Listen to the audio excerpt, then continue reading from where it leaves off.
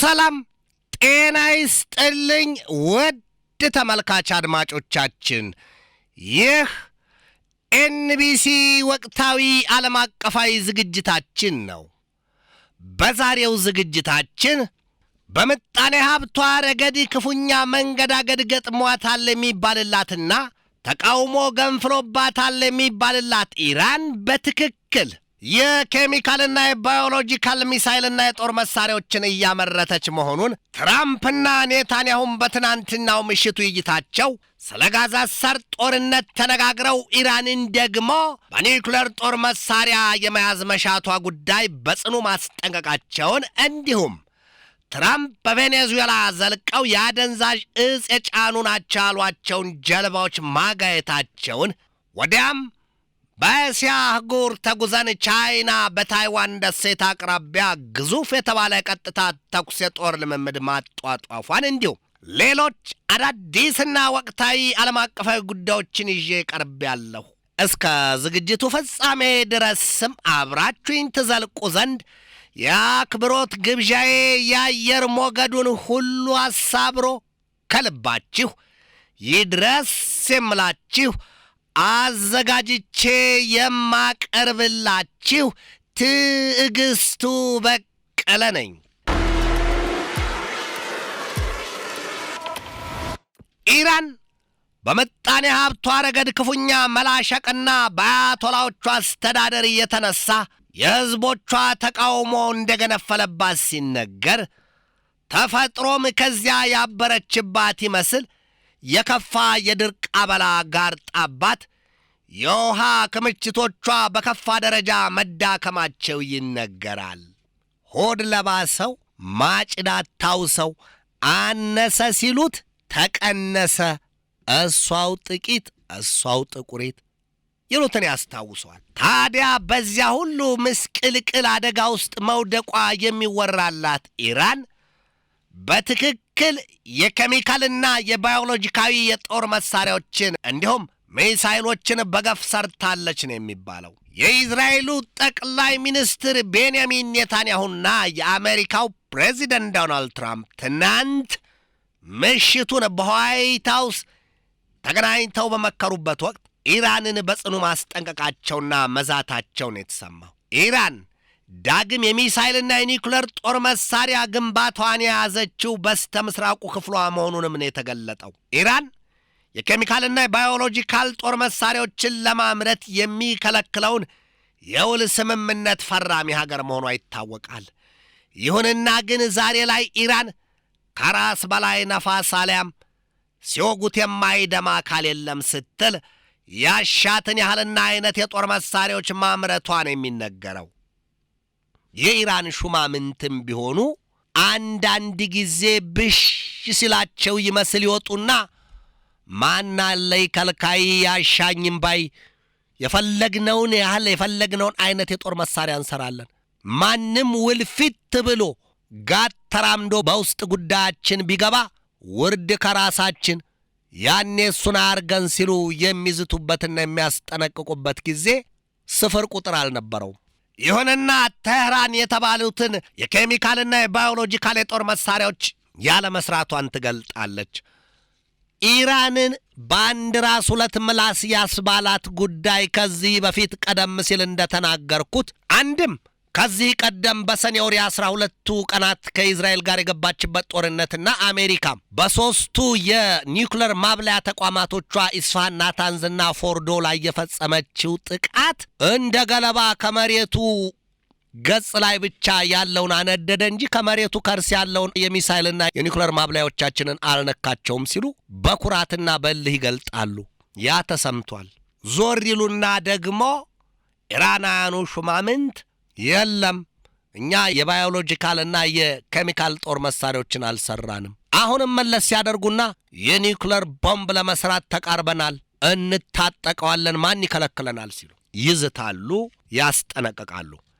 የምዕራባኑ መንግስታት በበኩላቸው በተደጋጋሚ ኢራንን የዓለም አቀፉን ሕግ ባህልና ወግ ጥሳለች ሲሉ ይከሷታል። በኢራን በዚህ ወቅት የኑሮ ውድነቱ ሊቀመስ ያለመቻሉን ተከትሎ ተቃውሞው ክፉኛ መገንፈሉ ይነገራል።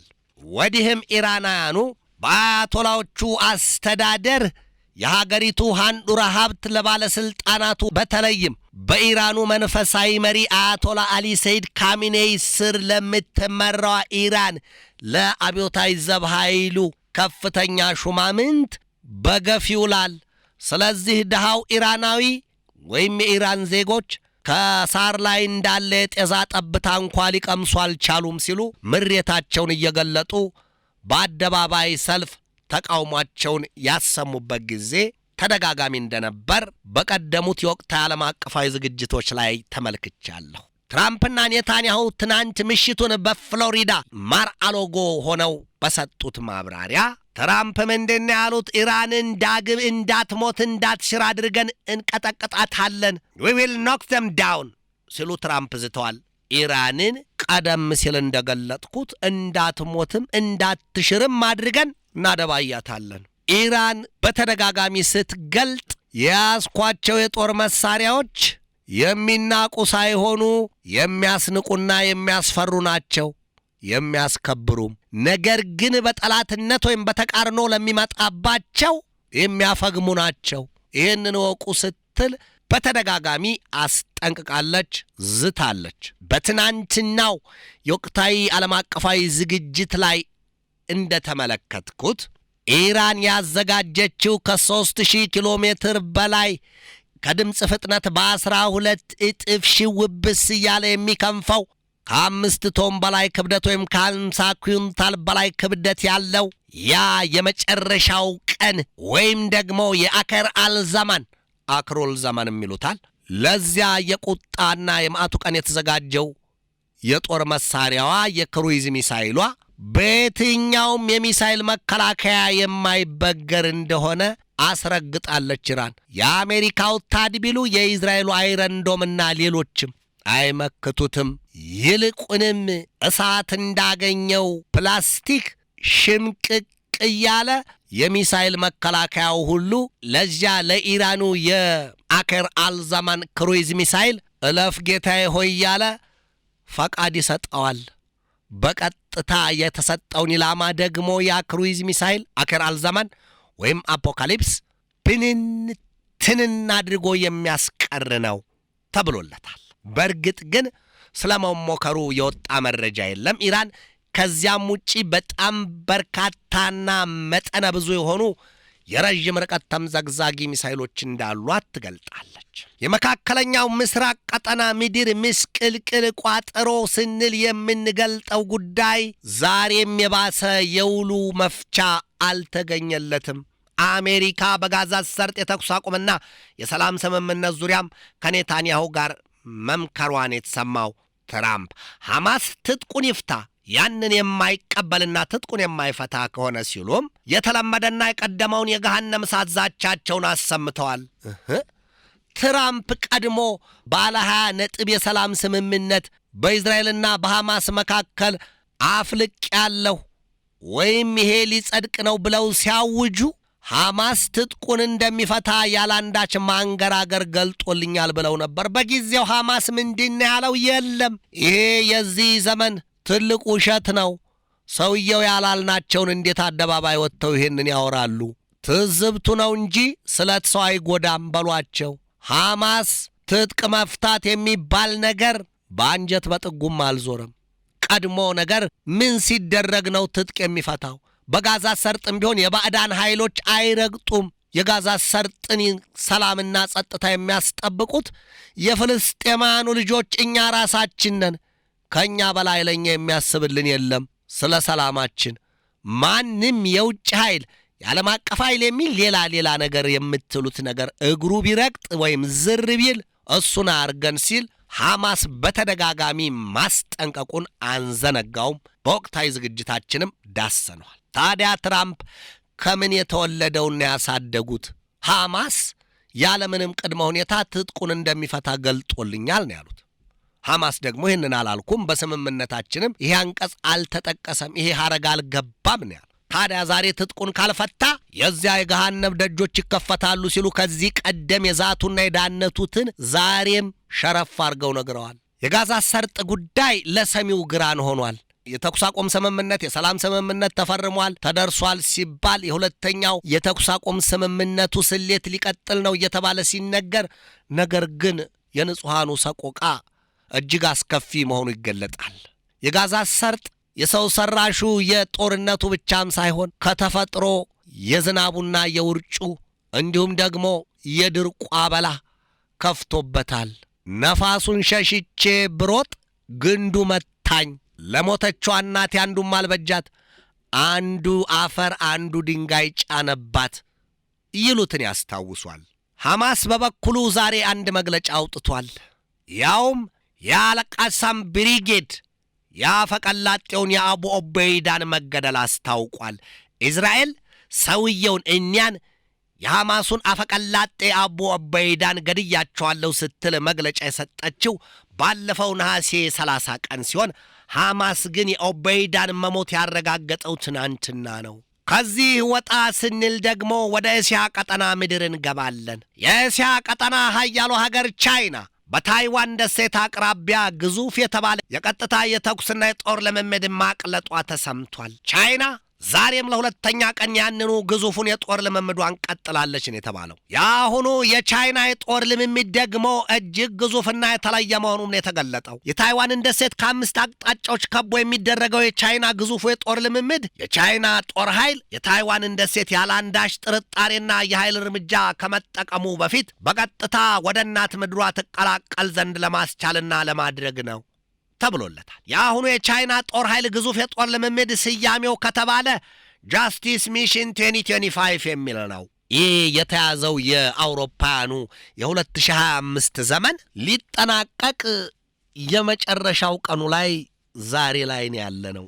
ነገ ሌላ ቀን ሌላ ዓመት ነው በእነርሱ። የቻይና ጦር ኃይል በታይዋን ደሴት የውሃ ክልል አካባቢ የሚያደርገው የጦር ልምምድ የጀመረው አሜሪካ ለደሴቲቱ የ11.1 ቢሊዮን ዶላር የጦር መሳሪያ ሽያጭ ውል ከተፈራረመች ከ11 ቀናት በኋላ መሆኑ ነው። የታይዋን ደሴት ባለስልጣናት ቻይናን ያስጠነቅቃሉ። ጉዳዩ በቻይና ቤት አንድም የግልብጥ ልጅ የረገመኝን ሁለትም አፈርጥ ብላ ሄዳ አሳብጣ መጣችን ያስታውሱበታል። እበላ ብዬ ተበላሁ ይላሉ ኢትዮጵያውያኑ። ነገር በምሳሌ ጠጅ በብርሌ መዝሙር ባህሌ ይሉት የኢትዮጵያውያን ድንቅ ውስጣዊ ራብ ይላል። የአሁኑ የቻይና የጦር ልምምድ ደግሞ ከአውሮፓውያኑ 2022 ጀምሮ 6 ግዙፍ የጦር ልምምድ መደረጉን ያስረግጣል። ቻይናን በእልህ አጡዞ ለዚህ መሰሉ የጦር ልምምድ ያበቃት ከተባለ ደግሞ የቀድሞዋ የአሜሪካዋ የሕዝብ ተወካዮች ምክር ቤት አፈ ጉባኤ ወይዘሮ ናንሲ ፔሎሲ በታይዋን ደሴት በአውሮፓውያኑ 2022 ጉብኝት ማድረጋቸውን ተከትሎ ነው። ቻይና በአሁኑ የጦር ልምምዷ ሚሳይሎቿን በታይዋን ደሴት ሰማይ ላይ ነጎድጓዳማ ድምፃቸውን እያሰሙና የድቅድቁን ጨለማ ግርዶሽ እየበረጋገዱና እየበሸራረኩ በቀይና ወርቃማ የእሳት ላንቃ ቀለም እያሸበረቁ ሲያስገመግሙበትና የደሴቲቱን መቀመጫ ምድር ሲንጡት ተሰምቷል ነው የተባለው። ክፉ ቀን አይምጣ ወዳጅ እንዳላጣ። ታይፔይ በበኩሏ የቻይናን የጦር ልምምድ በቅርበት እየተከታተለችው መሆኑን የገለጠችው አንቃ ለራሷ አልበቃ አሊያም አንቃ ለአንቃ ቢደጋገፍ ተያይዞ ዘፍ ይሉትን ያስታውሷል። የቻይና ጦር ኃይል ባወጣው መግለጫው በባህርና በአየር ኃይሉ የውጊያ ብቃቱን የሚያረጋግጥበትን ግዙፍ የጦር ልምምዱን በከፍተኛ ብቃት እንደቀጠለ ነው ያስታወቀው። የታይዋን ደሴት በበኩሏ ቻይና ሉዓላዊ ግዛቴ ናት የምትለውን ጉዳይ ጨርሶ ዛሬም ውድቅ ማድረጓና ያንን የወደፊቱን የደሴቲቱን ጉዳይ የሚወስኑት ከተባለ የታይዋን ሕዝቦች ናቸው ማለቷን የተገለጠው። የታይዋን ደሴት ጦር ኃይል በሰጠው ማብራሪያ ደግሞ የቻይና የጦር ልምምድ በደሴቲቱ የውሃ ክልልም እየተደረገ መሆኑን የገለጠው። ቻይና በሁለተኛው ቀን የጦር ልምምዷ ሮኬቶቿን ማስወንጨፏም ነው የተሰማው። የአዣንስ ፍራንስ ፕሬስ ጋዜጠኞች ከዚያው ምድር ቆመው ባሰራጩት ዘገባቸው የሮኬት ጥቅል የሰዓት ኳሶች ወደ ሰማዩ ክፍል ሲቶጉ አይተናል ነው ያሉት ዛሬ ማለዳ ላይ። ለዚያውም በማለዳው ሊነጋጋ ሲያቅላላ ጎህ ሲቀድ መሆኑ ነው። ከዚያው ከእስያ ምድር ሳንለቅ የሰሜን ኮሪያን ጉዳይ እንቃኛለን። የሰሜን ኮሪያው መሪ ኪም ጆንግ ኡን ከፓርቲያቸው ስብሰባ መደረግ ጎን ለጎን የሀገራቸው የጦር መሳሪያ ጠበብቶች የጦር መሳሪያዎችን በአይነትና በብዙ መጠን ያመርቱ ዘንድ ጥሪ አቅርበዋል ነው የተባለው። ኪም በቅርቡ የሚሳይሎችና የባህር ሰርጓጅ የጦር መርከብ የሚመረቱባቸውን ፋብሪካዎች መጎብኘታቸው ይታወሳል። ሰሜን ኮሪያ ትናንትናም የክሩይዝ ሚሳይል ረዥም ርቀት ተምዘግዛጊ ሙከራ ማድረጓ ይታወቃል። አሜሪካ አትውጠው አትተፋው የሆነባት ጉዳይ ብዙ ነው። የእስያ ምድር ቀጠና ብቻ እንኳ ሲገለጥ የሚነበበው በአሜሪካ መነጽር ብዙና ጉልህ ነው። እኔው የኮሪያ ልሳነ ምድር ጉዳይ እንደ አውሮፓውያኑ አቆጣጠር ከ1950 እስከ 1953 በተካሄደው ጦርነት በስስ መልበሱ እንጂ በቅጡ የተዳፈነ ወይም የጠፋ አይደለም። ጦርነቱ አሁንም አለ። የድንበር ክፍፍል ወይም የድንበር መካለል አልተደረገበትም። ስለዚህ ሰሜን ኮሪያ ደቡብ ኮሪያን በጠላት አይኗ እያየች አንድ ቀን እንደ ጠቦት ስልብ ልታደርጋት ትችላለች ነው የሚባለው። ሰሜን ኮሪያ ይህን ሁሉ የጦር መሳሪያ የምታመርተው ጨቅላ ሕፃናቶቿን ልትገርፍበት አይደለም። ስለማን ነው ከተባለ እዚያው ላለችዋ ደቡብ ኮሪያ በጓም ለሰፈረው የአሜሪካ ኃይል ደቡብ ኮሪያን ከነመረቁ ጋት አድርጋት ሰንዘር ብላት የእሳት አምድ ልታለብሳት በጓምም ዘላት ሰሜን ኮሪያ እያስወነጨፈች ያንን መቅሰፍተኛ መሳሪያዋን የእሳት አበላ ልትደፋበት አይደለም ወይ ሲሉ የሚገልጡት ብዙዎች ናቸው። በቀጥታ ወደዚያው ከአሜሪካ ጋር ወደ ተያያዘው የቬኔዙዌላ ጉዳይ እናምራ። ትራምፕ ትናንት ሌሊቱን የአደንዛዥ ዕፅ አዘዋዋሪ ጀልባዎች ባሏቸው የቬኔዙዌላ ክፍል ዘልቀው ጥቃት መፈጸማቸውን ያስታወቁት። ጀልባዎቹን በሙሉ አውድመናቸዋል፣ የአደንዛዥ ዕፅ ጭነው የቆሙትን ቦታውን ሁሉ ሳይቀር የእሳት ራት አድርገነዋል ሲሉ ነው ያብራሩት። ትራምፕ ከወፈሩ ሰው አይፈሩ ይላል ኢትዮጵያውያኑ አበው። ቬኔዙዌላና አሜሪካ የነገር መንስኤያቸው ሌላ ነው ይላሉ የቬኔዙዌላ ባለሥልጣናት። የለም ፍየል ወዲያ ቅዝምዝም ወዲህ ነው። ትራምፕ ምን ወዲያ ወዲህ አሰኛቸው? በቀጥታ በቬኔዙዌላ ያለውን የኒኮላስ ማዱሮን መንግሥት እንደ እንጉዳይ ምንግል አድርገው እሳቸው ያሻቸውንና የፈለጉትን ሊያስቀምጡ አይደለም ወይ? ለምን በአደንዛዥ ዕፅ አዘዋዋሪዎች ያሳብባሉ? አመካኝተው በሏትን አይደለም ወይ ጉዳዩ? አሁንስ ነገሩ ለኀጣን የመጣ ለጻድቃን ይተርፋልን ሆነ እኮ። ምነው እኒያን ሰው ትራምፕን ሀይ የሚላቸው ሕግ ታጣ፣ ተው የሚላቸው መካር ምነው ጠፋ? መካር የሌለው ንጉሥ ካለ አንድ ዓመት አይነ እግስ ይላሉ ኢትዮጵያኑ ግራ በተጋቡበት በራሳቸው ጉዳይ ጣል ሲያደርጉ። ታዲያ በቬኔዙዌላ ላይ አይናቸው የፈጠጠው የአሜሪካው ፕሬዚደንት ዶናልድ ትራምፕ የአደንዛዥ ዕፅ አዘዋዋሪዎች እያሉ ጀልባዎቹንና በጀልባዎቹ ላይ የሚሄዱ ሰዎችን በዋሉበት ማስቀረታቸው ከሰማይ ነው ወይስ ከምድር ዳኛ ፍርድ የሚሰጣቸው? ለጊዜ የምንተወው ጉዳይ ነው። ቦ ጊዜ ለኩሉ ይላል መጽሐፍ። እስቲ አውሮፓ ላይ መለስ ስንበል እንግሊዝ ከሩሲያ ጥቃት ለመጠበቅ ስትል የእስራኤሉን መሰል የራሷን አይረንዶም መከላከያ መስራቷ ዛሬ ተገልጧል። የአባት ዕዳ ለልጅ ተርፋል ይላሉ ኢትዮጵያውያኑ። በለፈለፉ ጥፋት ነው ትርፉ። እንግሊዝ በሩሲያ ላይ ያልሰነዘረችው የቃላት እላፊ የላትም ይሏታል። በእርግጥም ሁለቱ አገራት ከቀደመና ከተታከሉት የቂምና ቆርሾ አበላቸው ወይም ደግሞ ካሞጠሞጠውና ካልፈረጠው የነገር ሰንኮፋቸው አንጻር ሁለቱ የሚጠብቁት ጎዶሎ ቀን አላቸው። በተለይም ሩሲያ እንግሊዝን ለማጥፋት ታዘቡኝ፣ ከ3 እስከ 4 ደቂቃ ብቻ በቂ ነው። የሠራሁት መሳሪያ እንግሊዝን እንደ እርሳስ ቀለም በላጲስ ጥፍት እንደሚለው ላስ አደርጋታለሁ ስትል በተደጋጋሚ ዝታለች። ብዙ ጊዜ አይተነዋል። ታዲያ ዛሬ የሆነው እንግሊዝ የራሷን የአይረንዶም መከላከያ ሰርታለች። ያስጥላት ይሆን ወይ? የአህያ ባል ከዥባ ያስጥል ይላሉ ኢትዮጵያውያኑ። ታዲያ ያ የእንግሊዝ አዲስ የተሠራው የአይረንዶም መሰሉ የሚሳይል መከላከያው ይታደጋት ይሆን ወይ? ክፉ ቀን አይምጣ እንጂ ማን ያውቃል? እሳትን በገላው ላይ የሚሞክር ማን አለ? እስኪ ሆድ ይፍጀው ብለዋልና ሆድ ይፍጀው። ዛሬ 4ኛ ዓመታቸውን ሊደፍኑ ልክ እንደ ሪሌ ውድድር ሩጫ የያዙ የሚመስሉት ሩሲያና ዩክሬን ሌላ ዜና አስነግረዋል። ዜናው ምንድነው? የዩክሬን የሰው አልባ የጦር አውሮፕላኖች የሩሲያው ፕሬዚደንት ቭላዲሚር ቭላዲሚሮቪች ፑቲን መኖሪያ ሰፈርን ደብድበዋል፣ በዚያ ጥቃት ፈጽመዋል የሚል መረጃ ነው የወጣው። ታዲያ የሩሲያ ባለስልጣናት ከፕሬዚደንቱ ጀምሮ የውጭ ጉዳይ ሚኒስትሩ ቢሉ የመከላከያ ሚኒስትሩ በሙሉ ለዚያ ለዩክሬን ጥቃት መልስ ሳይሰጠው እንዴት ተብሎ ይቀራል ሲሉ ዛሬ እየዳነቱ ነው የዋሉት። ከማለዳው ጀምሮ ይህንን ሲሉ ሲዝቱ፣ ሲያስጠነቅቁ፣ ሲፎክሩ ነው የዋሉት። ፑቲን እንኳንስ እናቴ ሞታ እንዲሁም አልቅስ ይለኛል።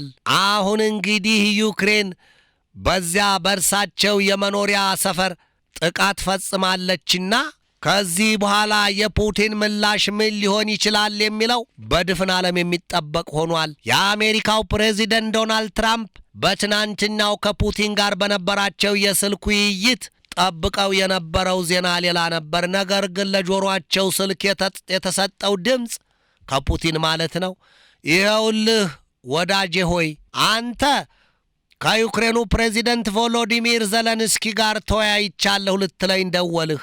እኔ ግን የዘለንስኪ የሰው አልባ የጦር አውሮፕላኖች የመኖሪያ ሰፈሬን ደብድበውት ሄደዋል፣ ተጠቅቼልሃለሁ ሲሏቸው ትራምፕ ያዙትን ስልክ ማመን ተስኗቸው ስልኩን እንደ ፎቶ ይመለከቱት ገብተው ነበርን የተባለው። አላመኑትም። እውን ፑቲን በሚለው ልክ ጥቃቱ ተፈጽሞበት ይሆን ወይ? በፍጹም ይሄንን ማመን አልችልም። ይሄ ስልክ ምንድነው የሚለኝ? ምንድነው የሚያሰማኝ? ትራምፕ ናቸው ይህንን ያሉት።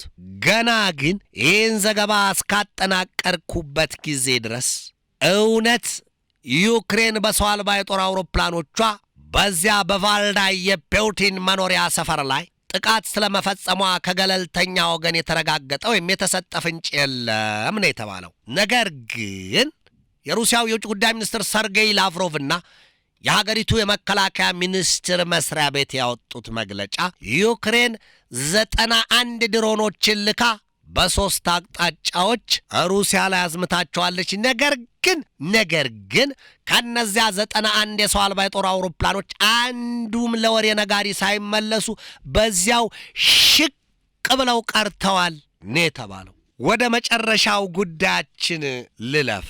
መቼም በዓለማችን ላይ የግዙፍ ጦርነት መንደጃ ምድጃ ወይም መፍለቂያ የእሳት ረግረግ ስፍራዎች ከሚባሉና ከተለዩ ቦታዎች መካከል ጥቂቶቹን እንጠቅሳለን። የመካከለኛው ምስራቅ ቀጠና፣ የደቡብ ቻይና ባህር፣ የታይዋን ደሴት፣ የኮሪያ ልሳነ ምድር፣ የኢንዶ ፓሲፊክ ቀጠና፣ የምስራቅ አውሮፓ ቀጠና፣ እነዚህ በግንባር የሚጠቀሱ ናቸው። የምስራቅ አውሮፓው ጉዳይ ለይቶለታል። የመካከለኛው ምስራቅ ቀጠና ረግረጉ አሁን እያረገረገ የእሳት ጨቀጨቁ እያፈጨፈጨ ነው። አንድም ሀገር ጤነኛ የለም እዚያ ቦታ ላይ የሚሉት ብዙዎች ናቸው። ሁሉም ሆድ ለሆድ ተቋስሏል። ወዲህ መለስ ሲሉ በሱዳን ጉዳይ እንኳን በሳውዲ አረቢያና በተባበሩት አረብ ኤምሬት መካከል ቂምና ቁርሾ ተፈጥሯል። የተባበሩት አረብ ኤምሬት ለሱዳን ፈጥኖ ደራሽ ኃይሎች ዋና አዛዡ ለጀነራል መሐመድ ሐምዳን ዳጋሎ ወይም ሐሜድቲ ትደግፋለች። ሳውዲ አረቢያና ግብፅ በበኩላቸው ከሱዳን ጦር ኃይሎች ዋና አዛዡ ከጀነራል አብዱል ፈታህ አልቡርሃን ጎን ቆመዋል። በዚህ ጉዳይ የእጅ አዙር ሆኗል ጦርነቱ የሚሉት ብዙዎች ናቸው።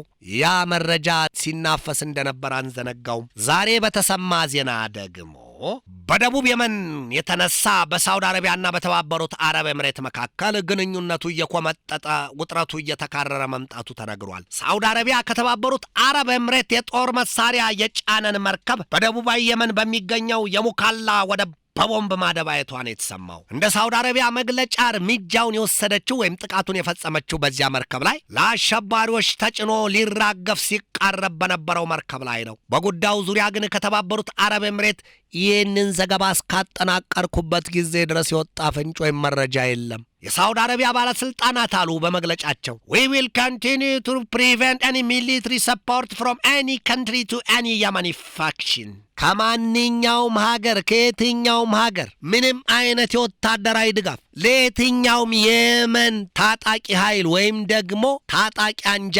የሚጫንን የወታደራዊ ድጋፍ መከልከላችንን ወይም ደግሞ ማውደማችንን እንቀጥላለን ያሉት። ከዚህ ቀደም በሐውቲዎች ጉዳይ የሳውዲ አረቢያ መንግስት በየመን የማንሱር አቡ ሃዲን መንግስት ደግፈው በህዝብ የተመረጡ ሰው ናቸው እኒህን ሰው አትንኩ ሲሉ ከጎናቸው መቆማቸውና እሳቸውም ሀገር ጥለው ከፈረጠጡ በኋላ የየመን ሐውቲዎች ከኢራን ድጋፍ እያገኙ ሳውዲ አረቢያና የተባበሩት አረብ ኤምሬትን ሲጠዘጥዟቸው እንደነበር አንዘነጋውም ለረጅም ዓመታት። ሳውዲ አረቢያ መራሹ ጥምረትም ታዲያ በእነዚያ በየመን ሐውቲዎች ላይ የእሳት አበላውን ሲያወርድባቸው እንደነበረ ይታወሳል። ሐውቲዎች ሲበዛ በምድሪቱ ታሪክ ጦረኛ ናቸው ይሏቸዋል። የድንጋይ ንፍሮ እዚህ ጋር ጨረስናቸው፣ እዚህ ጋር እንዲያደረግናቸው ተብሎ ዜናው ሲነገር ገና ዜናው እየተነገረ ባለበት ሂደት እነሱ ለበቀል አቆትመው የበቀል እርምጃ ወስደዋል ይባላል። የበቀል ጥቃት ይፈጽማሉ። ሐውቲዎች እንዲህ ናቸው ይሏቸዋል። በዚያን ወቅት ታዲያ የሳውዲ አረቢያውን ግዙፍ የነዳጅ ማጣሪያ ኩባንያ አራምኮን ጉድ መስራታቸውን በጊዜው በነበረው የዓለም አቀፉ ትንታኔ ዘገባ ላይ ደጋግሜያቸዋለሁ። ሐውቲዎች በኋላ ላይ ምስጋና ለቻይና ይሁንና በሳውዲ አረቢያና በኢራን መካከል ለ7 ዓመታት የዘለቀው ቂምና ቁርሾ በይቅርታ ተፈታ ተባለና የየመን ሐውቲዎችም ከሳውዲ አረቢያ ላይና ከተባበሩት አረብ ኤምሬት ላይ ውጋቸውን ነቀሉ፣ ጦራቸውን አነሱ። በመጠኑም ቢሆን እፎይታ ሆነ። ኢራንና ሳውዲ አረቢያ በወረት ነፈሱ፣ ታረቁ፣ ሰላም ወረደ ተባለ። በእርግጥም ቻይና ሰላም አውርዳለች፣ አስታርቃለች። ሐውቲዎችም ከሳውዲ አረቢያ ላይ መለስ አደረጉና የነቀሉትን ጦራቸውን በእስራኤል ላይ ሰበቁት። ታዲያ ሰብቀውም አልቀሩ፣ ተንጠራርተው በባቤል ማንደብ በኤደን ባሕረ ሰላጤና በቀይ ባህር የሚሄዱ መርከቦችን አበሳቸውን ማስቆጠራቸው ይታወቃል። ሐውቲዎች ከጋዛ ሰርጥ ፍልስጤማውያን ጋር ወንድማማቾች ነን፣ ከነዚያ ከተገፉት ሕዝቦች ጋር እንቆማለን ሲሉ እስራኤልን በተደጋጋሚ በሚሳኤልና በሰው አልባ የጦር አውሮፕላን መተግተጋቸው ይታወቃል። እስራኤልም እንግሊዝም አሜሪካም ደግሞ አንድ ግንባር ፈጥረው ሐውቲዎችን በተደጋጋሚ የእሳት አበላ እንዳፈሰሱባቸው ይታወሳል። ይህች ዓለም ብዙ ጦርነቶችን አይታለች። ጦርነት ለዚች ምድር ካየችው የሰላም ጊዜ ሁሉ ይብሳል፣ ይበልጣል። የጦርነቱ ዘመን ሚዛኑ ይከብዳል። በእርግጥም እኮ ይሄ ነው። የሰው ልጅ ከገዛ ልቡ ጋር እንኳን ከገዛ ራሱ ጋር ሰላም ለመፍጠር የሚሳንበት ጊዜ አለው። ምድራችን ወይም ሰፊዋ የሰው ልጆች መኖሪያዋ ዓለም ከኖረችው ከገፋችው የሰላም ዕድሜ በላይ የጦርነትና የደም መፋሰሱ ጊዜው ይረዝማል፣ ይበዛል። ይሄንን የሚሉ ወገኖች በአንድ ፊት ይመሰክራሉ። ዛሬም ቢሆን የሚያስረግጠው ያንኑ ነው። ዓለም የሰላም አየር መተንፈሻ ጊዜና ቦታ አታለች። ጦርነት፣ ግጭት፣ ጥላቻ፣ መከፋፈል፣ መለያየት ይህን አትርፋለች። ከየት የተላለፈባት በሽታ ይሆን ጥያቄ ነው። በአንድ ፊት በዘመናት ሂደት በገዛ ነዋሪዋ የሰው ልጅ እጅ የመጣባት የአየር ንብረት ለውጡ ምድሪቱን ለሕያዋን ፍጥረታት የማትመች ቦታ እስከሚል ድረስ አስፈርጇታል። በሌላ ጎኑ ነው እንግዲህ የሰው ልጅ ደግሞ የጦር መሳሪያና ጥይት እየሠራ 2 ፊት ስለት ያለው ሰይፍና ጦር አፎቄ እየሳለ መሰሉን ለማጥፋት ሌት ከቀን ሲፈረጥጥ የሚታየው። ሰላም ሆይ ወዴት አለሽ? ከሰው ልጆች ልብ ጠፍተሻል ወይ? ሰላም ሆይ ከምድር ተወግደሻል ወይ? ስለ ሰላም ማን ነው የሚሰብከው? ስለ ሰላም ማን ነው የሚመሰክረው? ስለ ሰላም ማን ነው የሚቆመው? ሰላም ወዴት አለሽ? ወደ ኤንቢሲ ተመልካች አድማጮቻችን የዛሬን በዚህ ተሰናበትኳችሁ። ከነገ በስቲያ ሐሙስ በሌላ ርዕሰ ጉዳይ እንገናኛለን። እስከዚያው ከልባችን እስከ ዓለማችን ሰላም ተመኘሁ። በድጋሜ ሰላም።